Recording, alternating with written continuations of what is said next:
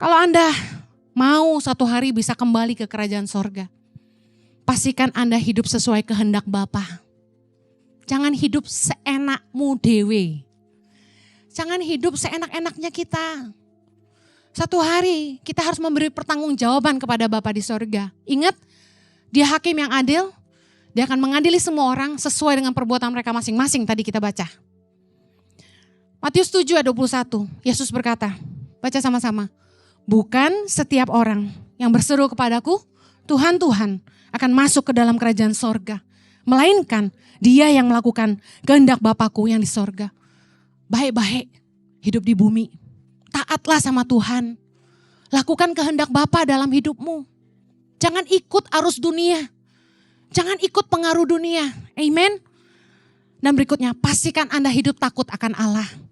Dalam 1 Petrus 1 ayat 17 tadi dikatakan, hiduplah dalam ketakutan selama engkau menumpang di dunia ini. Kedengarannya agak sulit dimengerti. Gimana kita hidup dalam ketakutan?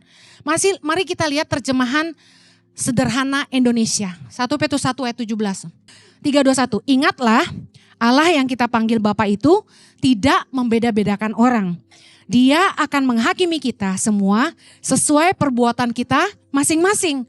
Oleh sebab itu, hiduplah dengan hormat dan takut kepadanya selama kita hidup sebagai pendatang di dunia ini. Artinya apa?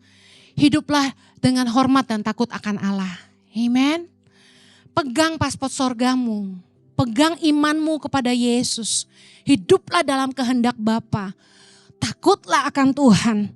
Kita yang mengaku orang percaya dan beroleh kasih karunia untuk mengenal Dia. Yuk kerjakan keselamatan kita. Jangan sia-siakan. Jujur saya sedih tiap kali konseling sama anak-anak Tuhan yang ngaku orang Kristen, anak Tuhan. Tapi hidupnya enggak takut Tuhan. Nipu, selingkuh, aduh. Jangan dong. Jangan lagi hidup dalam dosa. Hold on to your heavenly passport. Amen.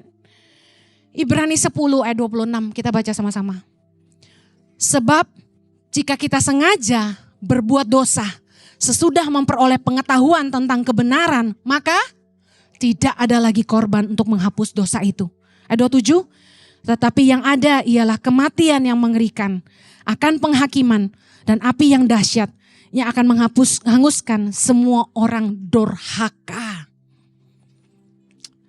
Jangan berdebat dan bilang gini, kan sekali selamat tetap selamat, gak ada akhirnya kita bahas itu. Tapi yang saya tahu, jangan melepaskan kasih karunia yang Tuhan berikan dalam hidup kita.